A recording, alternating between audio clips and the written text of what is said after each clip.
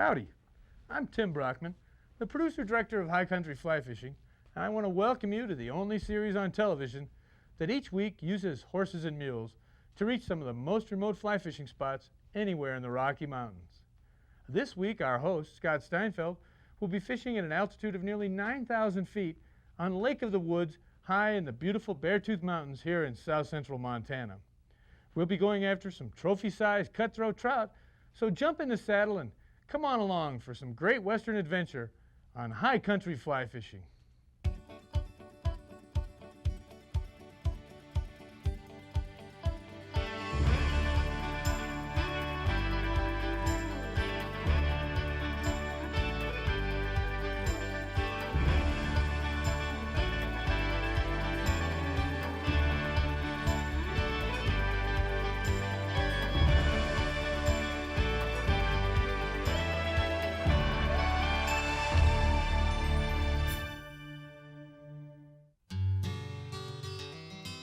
Our trip today will take us through the Beartooth Mountains, which are just northeast of Yellowstone National Park in south central Montana.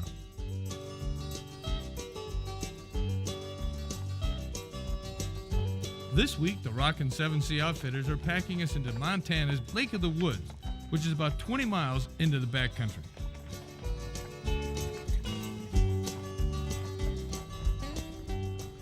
Boy, I always like coming up over the top of the ridge. It's always fun to see what's on the other side, and wow, what a sight this is. You know, I can tell it's got a little bit of a weather front moving in. We got a bunch of clouds around and some wind. Also, there's a little bit of a chill in the air. I bet we get a hard frost tonight. I enjoy getting up in the morning and have that fresh, crisp air and a little bit of frost on the tent.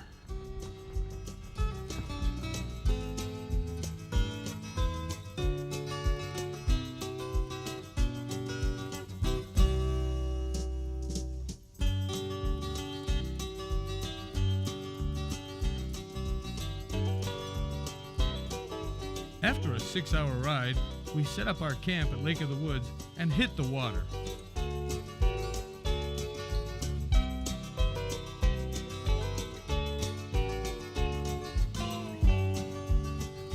One thing about these high country lakes you want to keep in mind is that the fish tend to congregate, I think, more in areas where you see this kind of swamp grass out here in front of us.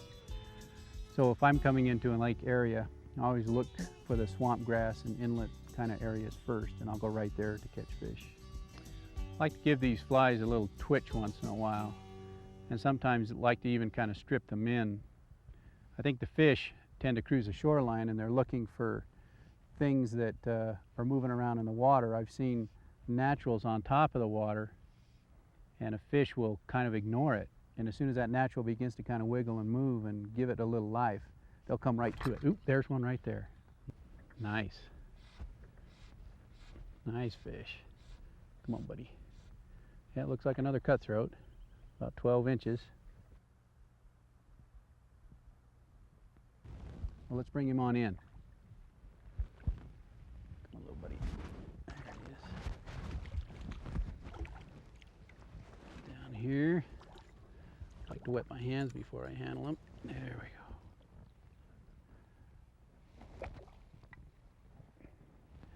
Well, he wanted that fly.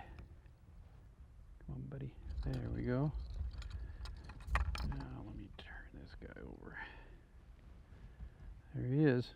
Isn't that a pretty fish? Oh well, here in the high country we call that a Key West release.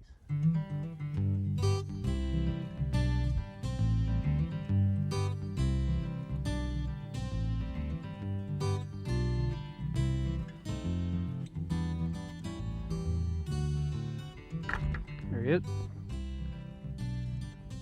Come on, little buddy. Come on in. Yeah, it looks like another cutthroat, about a foot long. There he is. Get him in here. Come on, little buddy. There we go. The hook out of him.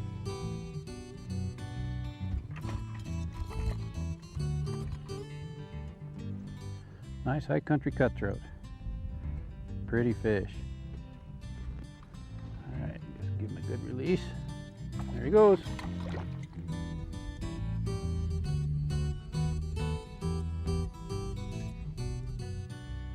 You know, it's another beautiful day up here in the high country. The air temperature is about 65 degrees, which is, you know, pretty warm for this time of year, particularly since we're at about 10,000 feet. Water temperature is about 50 degrees. Fish are starting to get really active. Flowers are blooming. It's just really a really nice day. There he is. Good fish. Looks like a cutthroat. Sure does.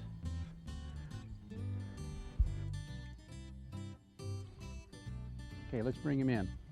Nice fish. Looks like he's about a foot long. Another high country cutthroat. Here, little buddy. Okay.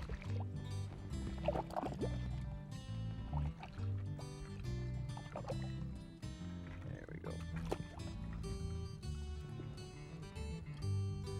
There, got the fly out. Get a good look at him. Still plenty of action in this little boy. Nice fish. Yeah, let's send him home.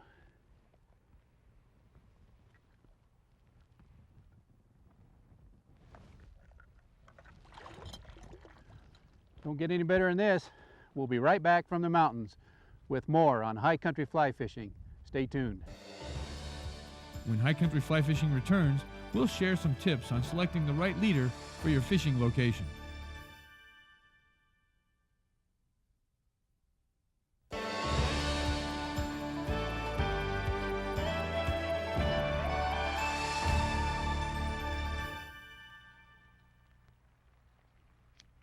Well, it's late in the afternoon here in the high country. We're camped along the Stillwater River. Thought we'd take a minute while we have a campfire going and some pork tenderloin cooking and share a technical tip with you about some things that I feel are really important while fishing in the high country. While fly selection can be very important in the high country, leader selection also is very, very important. You can go to the high country with all the right patterns, but if you don't have the right leader material, you're going to get skunked. You know, the fish in the high country live a pretty interesting life.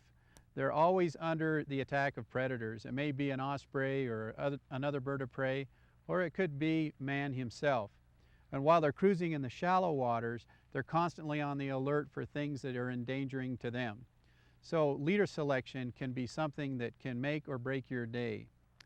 I have with me a selection of leaders and tippets that I take to the high country all the time.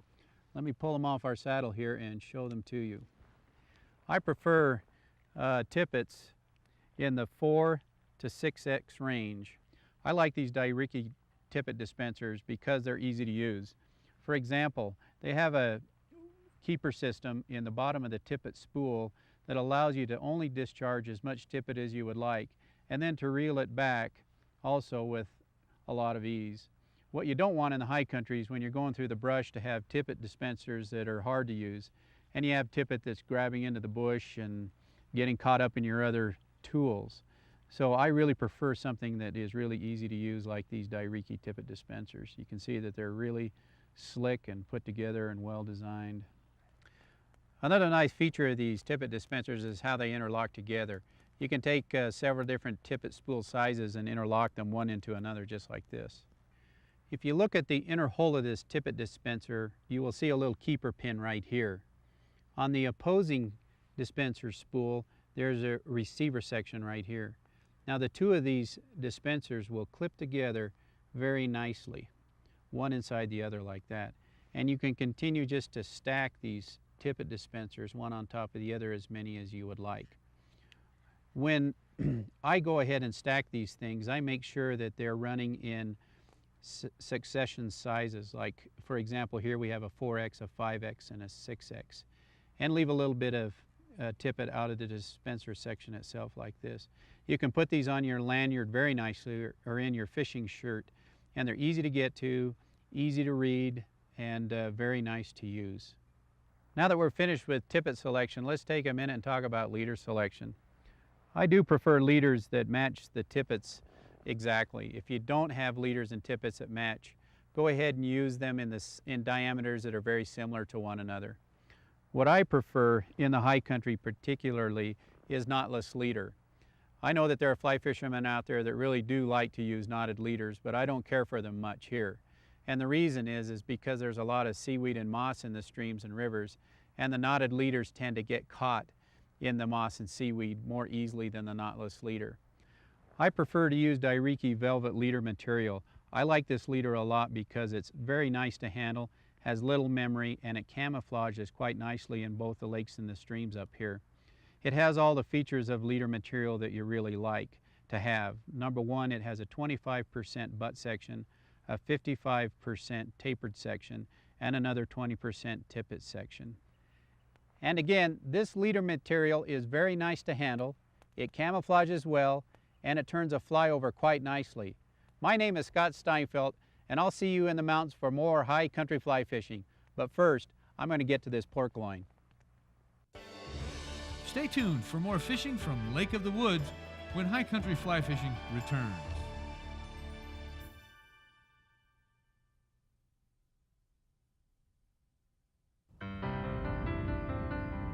Spending time in the mountains, it's easy to see how nature is constantly evolving and changing. Let's travel a few miles to the south, into Yellowstone National Park, to learn how the fires of 1988 have accelerated this process.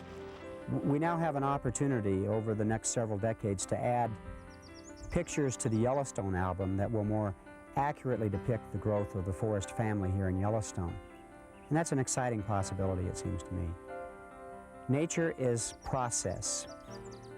It's a set of complexly interwoven processes and phenomena. We seldom notice the changes that are taking place on the planet because they generally are slow and imperceptible to us, but they're happening right at this moment. What we're seeing in Yellowstone and what we will witness over the next several decades is a beginning rather than an end. It's a recycling of all of the elements that make Yellowstone the great, significant place that it is, the place that has so much meaning to Americans and foreign travelers alike.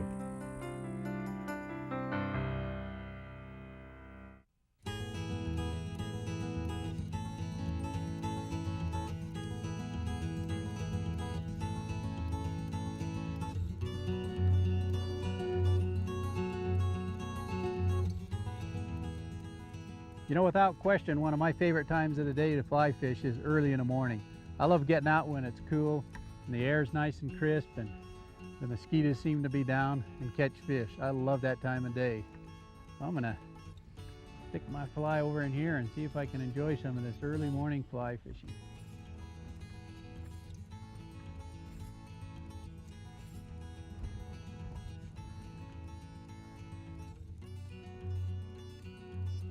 Fish on.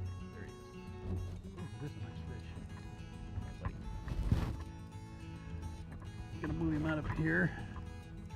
Don't like him getting tangled up in these weeds.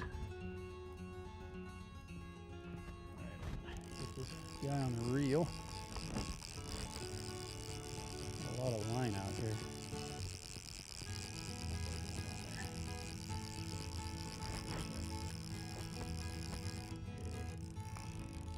There we go. All right. Come on. There we go. Oh, he's a nice cutthroat. There we go. There he is. Great little fish. Isn't that a nice fish? I love these cutthroat trout. Let's get you back home. Come on. There he goes. Boy, that was fun. I love catching them first thing in the morning like that. Well, let's go see if we can get us another one.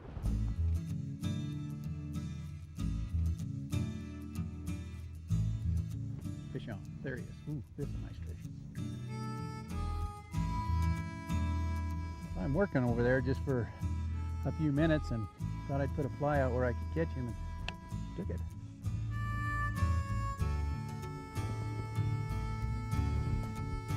All right, let's get him landed. There we go, in the bottom lip. There he is. Some are bigger, some are smaller. Some fight like big fish. This guy had me fooled. I thought he was bigger than this, but it's fun to catch a small one that'll give you a great big fight like that. You know, there's no question about it. The early morning fishing for me is the best. I like it. I like it a lot. I like getting out and catching a few fish before I go back to camp and have a great breakfast. Now, I see a few more risers out here. I'm gonna see if I can bring another one to the top for this fly.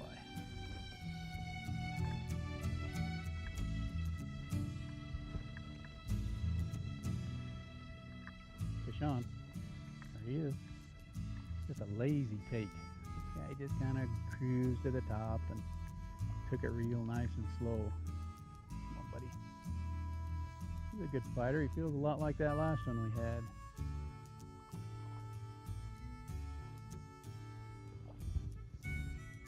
I'm gonna put this guy on a reel so we're not tangled up in the line. I like to fight them off the reel a lot better anyway than trying to hand fight them. There we go. I'm gonna land this guy. Don't like to play him too awful long. I like to bring them in with their head out of the water just like that, so that it cuts down on the argument I get out of them. Hooked him right in the tip of the nose. That's a good hookup when you can catch a fish right in the tip of his nose like that. This is a nice fish. I'm telling you, I could catch them like this all day long. I enjoy that a lot. Isn't that pretty? Well, let's release him. Send him back home.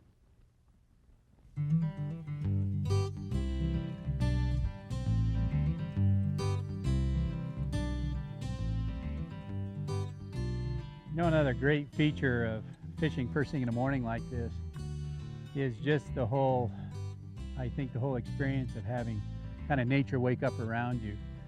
And I enjoy too seeing the horses kind of get freshened up, seeing them eating on the grass and kind of starting to wake up themselves. And I also enjoy a lot getting up in the morning and having the smell of bacon and eggs on the open fire and coffee brewing. You know, just all those nice aromas really make it nice to be up and on the lake first thing in the morning like this. There he is. Nice little fish, feels like. He's a fighter. Whoa. Nice fish. Come on, little buddy. Got some fight in him, this guy.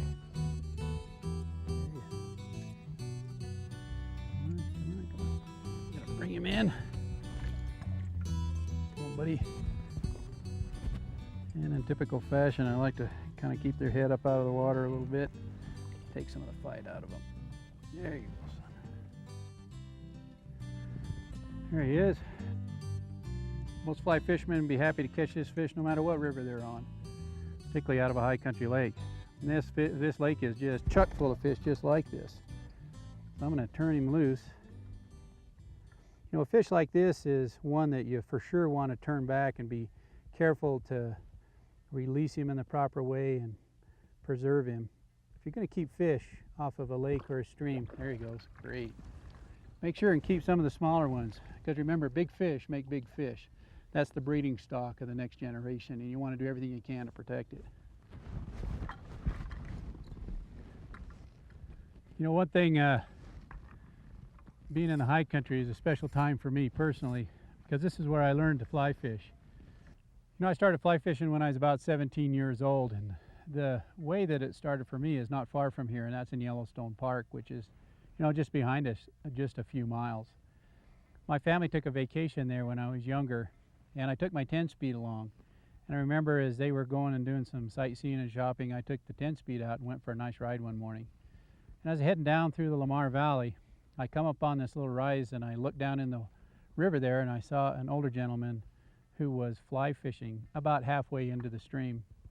And I just stopped for a minute and sat down and watched him, and that minute stretched into about 2.5 to 3 hours. And that was, to me, the most breathtaking, beautiful thing I'd ever seen. And so he noticed that I was watching him fly fish, and after that couple of hours, he turned and came up and stood by me, and he looked down at me and he says, "So what do you think, son?" I remember that real distinctly. And I said, "That is beautiful." And he says, "They call it fly fishing. You should try it sometime." So what I ended up doing is turning around and going back home and just taking all the time I could, hunting up anything and anybody I could get some information from about fly fishing, and I've really been doing it ever since then.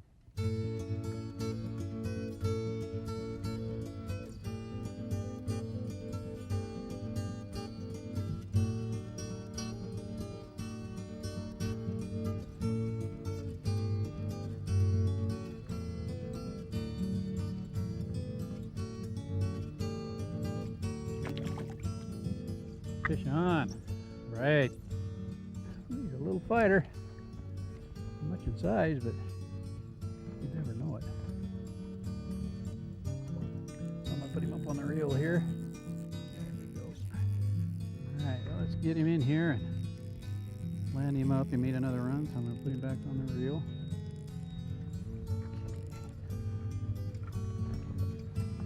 Here we go.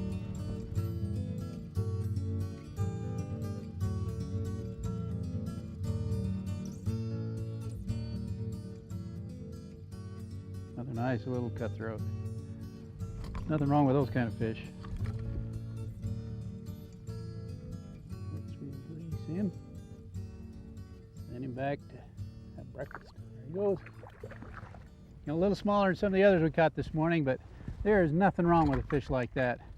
You could sit here all day long and just catch one right after another and enjoy yourself immensely.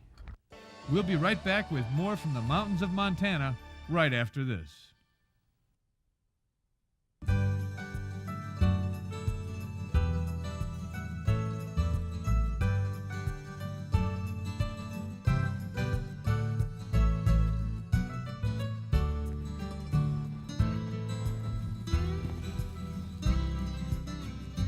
There.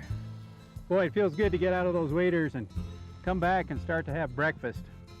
You know, it was a great morning out on the lake. And like I said, I love to get up early in the morning and go catch some fish and then come back and have a nice breakfast. I love the smell of cooking eggs and bacon over a fire and a pot of coffee. You know, this morning we caught those fish on a Henrysville caddis pattern.